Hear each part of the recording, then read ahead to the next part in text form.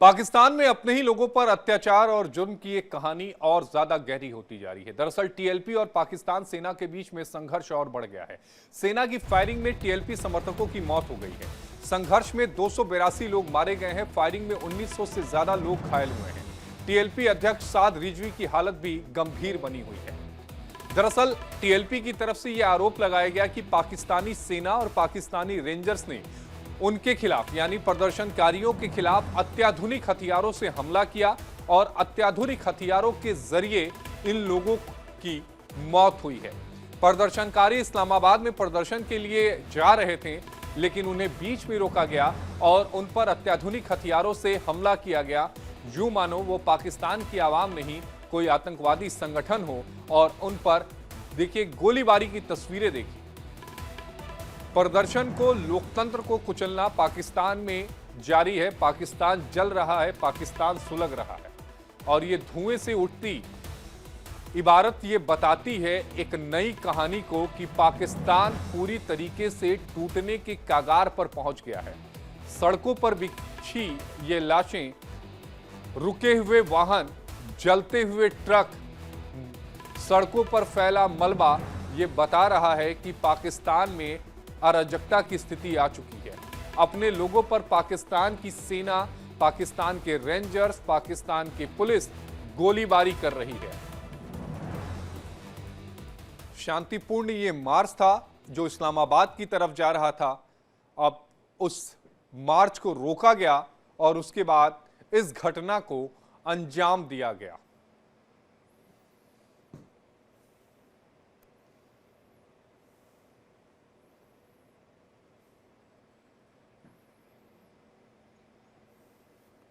तो सेना की फायरिंग में टीएलपी के नेताओं की मौत हुई है, टीएलपी के कार्यकर्ताओं की मौत हुई है। मांग बड़ी साधारण सी थी कि हम प्रदर्शन करना चाह रहे हैं, लेकिन उस प्रदर्शन को कुचला गया, उन लोगों को कुचला गया, उन्हें जमींदोज करने की कोशिश की गई, उनके ऊपर अत्याधुनिक हथियारों से हमला किया गया। शुरुआत आंसू गैस के गोले से हुई और उसके बाद गोलियां चला दी गईं, आगजनी की गई, वाहनों में आग लगा दिए गए ताकि इस्लामाबाद सुरक्षित रहे, पाकिस्तान का पंजाब सुरक्षित रहे और पूरा पाकिस्तान जलता रहे। और इसी खबर पर ज्यादा अपडेट के साथ हमारे सहयोगी रमन हमारे साथ लाइव जुड़े हैं। रमन, ये पाकिस्तान सुलगता हुआ एक नई इबारत को लिख रहा है।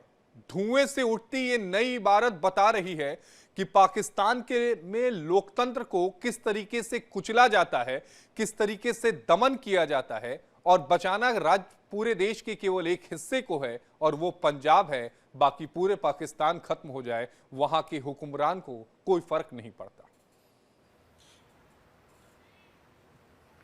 देखिए आशीष, अगर हम देखें तो पंजाब प्रांत भी इस समय सुलगता हुआ नजर आ रहा था। सिर्फ और सिर्फ पंजाब ही एक ऐसा इलाका बचा हुआ था जहां पर थोड़ी सा शांति पहले देखी जा रही थी, लेकिन पिछले 5 दिनों से अगर हम देखें तो तहरीके लेबाक का जो प्रदर्शन चल रहा है, जिसमें लगातार दमनकारी नीति जो पाकिस्तान की सरकार और पाकिस्तान की सेना हो या फिर रेंजर्स हो, उनकी तरफ से अपनाई जा रही है। लगातार अगर आप देखेंगे तो एक एक कर वहाँ पर जिस तरीके से पहले हेलीकॉप्टर के माध्यम से फायरिंग की गई, यानी कि गन माउंट कर हेलीकॉप्टर पर उससे फायरिंग की गई, और बीती रात जिस तरीके से मुरीदके का जो इलाका है वहां पर अंधाधुंध फायरिंग प्रदर्शनकारियों के ऊपर किया गया है, जिसमें सैकड़ों के संख्या में लोगों की मौत की जानकारी निकलकर सामने आ रही है। हालांकि अभी तक कितनी मौत हुई है इसकी कोई पुष्ट जानकारी जो है वो आधिकारिक रूप पर पाकिस्तान की सरकार की तरफ से नहीं दी गई है, लेकिन जितने भी विद्रोही हैं, जितने भी प्रदर्शनकारी हैं, जो उनके बयान, उनके सोशल मीडिया पर जो बयान जो वायरल हो रहे हैं, उसमें वो कह रहे हैं कहीं 150 लोग मारे गए हैं, कोई 180 का आंकड़ा बता रहा है, कोई 250 का आंकड़ा बता रहा है,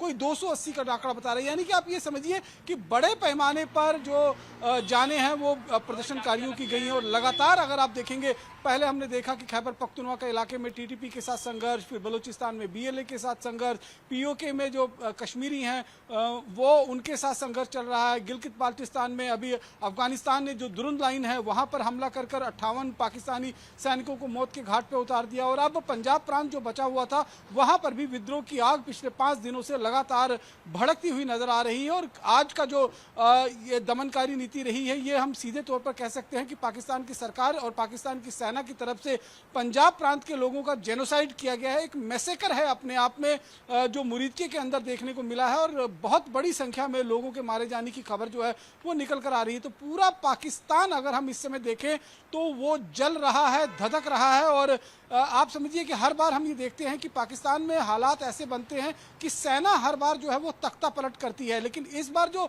सेना के लिए लोगों के मन में नफरत पैदा हो रही है, क्योंकि आसिम मुनीर की जो पॉलिसी है, जो शहबाज शरीफ के जरिए वो अपनी पॉलिसीज को इम्प्लीमेंट करवाने की कोशिश करते हैं, अपने आप को फील्ड मार्शल घोषित करवाया और उसके बाद गाजा के मुद्दे पर जिस तरीके से सरेंडर कर दिया अमेरिका के समक्ष, डोनाल्ड ट्रंप के समक्ष, और इसराइल का जो अमेरिका की नीति थी उसमें हामी भरी, वो लोगों को पसंद नहीं आ रही है। उसी चीज को लेकर ये विरोध प्रदर्शन जो है वो लाहौर से निकला था, जो इस्लामाबाद में जाकर यूएस की एम्बेसी के सामने धरना प्रदर्शन करना चाहते थे, उनको ज्ञापन सौंपना चाहते थे। लेकिन आसिम मुनीर नहीं चाहते थे, क्योंकि आसिम मुनीर और शहबाज शरीफ दोनों इस समय अमेरिका के सामने घुटने टेक चुके हुए हैं, उनकी हाँ में हाँ मिलाते हुए नजर आ रहे हैं। तो वो नहीं चाहते थे कि पंजाब प्रांत से कोई ऐसी आवाज उठे जो अमेरिका को नाराज कर दे, और इसीलिए इस विद्रोह को दबाने की नाकाम कोशिश जो है वो पाकिस्तान की सरकार और सेना की तरफ से की गई। लेकिन अब ये विद्रोह जो है, ये प्रदर्शन जो है,